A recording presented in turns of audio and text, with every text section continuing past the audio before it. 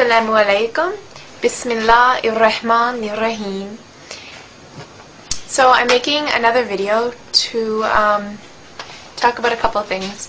First of all, some people have been making some requests for me to make a video about how I came to Islam. So I will go through that. And I also have a couple messages. So I guess, where should I start?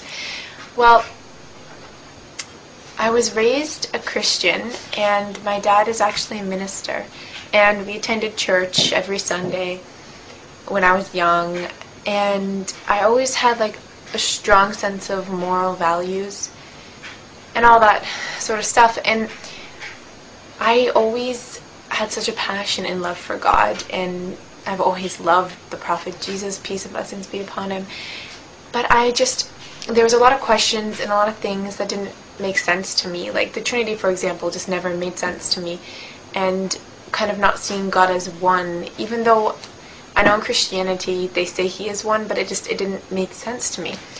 And a lot of inconsistencies in the Bible, and no offense to any Christian out there at all. And yeah, and I looked at people in society and the way young people my age are acting, people that claimed to love God and would preach about it all the time, but then go out and do these things that were completely against their religion. Not to say that people of all religions do that, I'm sure, and I've seen that as well in all different religions, Hindus, Jewish people, Muslims, everybody. But I think I had a couple good friends, and they seem to really be grounded and have a good sense of morals and just be so peaceful and blessed and happy. And they were Muslim, and they seemed to have this closeness to God that I really admired, and he was so important to them. And this got me interested. Now, in the beginning, we used to debate a lot, actually. I would defend my views, and my friend would defend theirs. And I was so stubborn, and I would listen, but I didn't really listen. I was more just thinking about what I was going to say next, instead of really thinking about what they were telling me. And I went over to one of my Muslim friend's houses just to study, and they were just talking to me about Eid, and talking to me about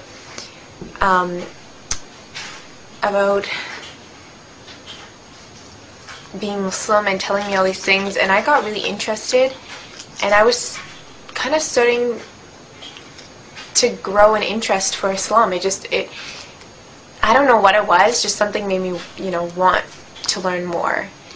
And it was weird because I was completely against it before, and I just had this complete turnaround, this complete change.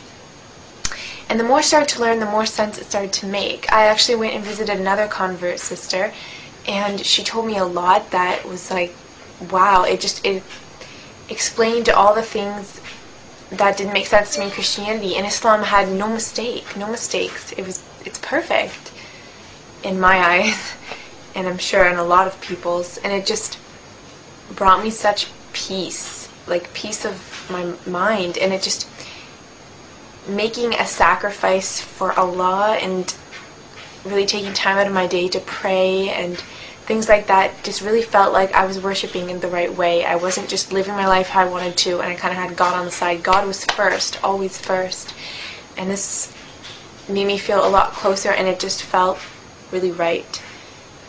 And something I didn't feel a lot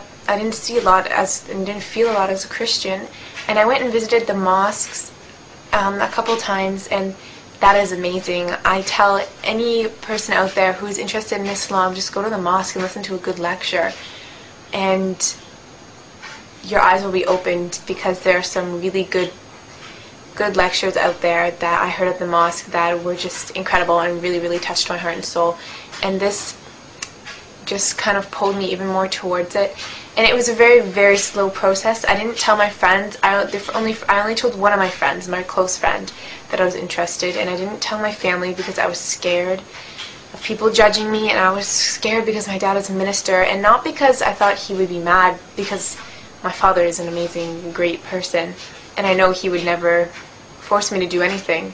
But I thought he would be sad, and I didn't want to break his heart.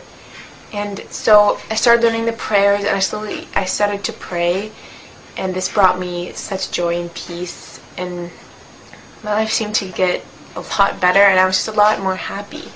It filled this hole inside of me that I think a lot of people have. People have this hole inside of them naturally, and we try to fill it with all these things. We try to fill it with the drugs and premarital sex and alcohol, money, buying all this stuff, material things, and maybe that'll fill it for a day, a month, years, but it won't truly fill it, and you won't be happy. And the only thing that can is God, and I finally felt like I was whole, like it was filled. And that was what was really, really amazing. And everybody in the Muslim community was absolutely incredible, and such nice people, and welcomed me with open arms. And I guess my next step was to tell my family.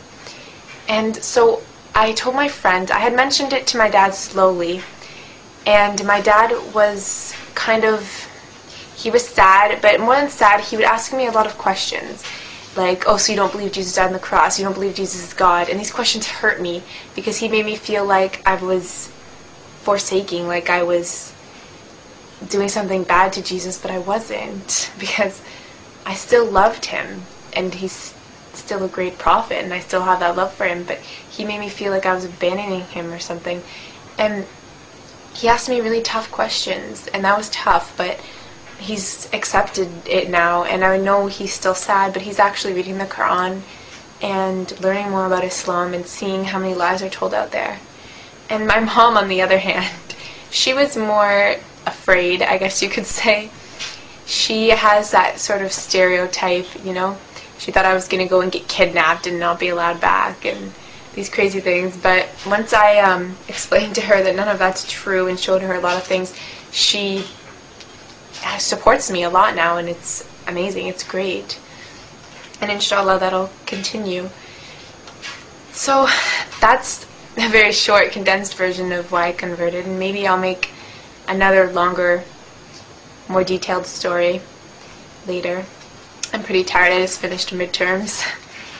So the next thing I wanted to talk about was those of you who are born into Islam. Like, I know we are all born Muslims, but those of you who are raised Muslim, I see a lot of people who are raised Muslim, and they believe in God, and they have this amazing blessing to be raised that way, because I'm telling you, it is extremely hard to live with a family who doesn't share your values.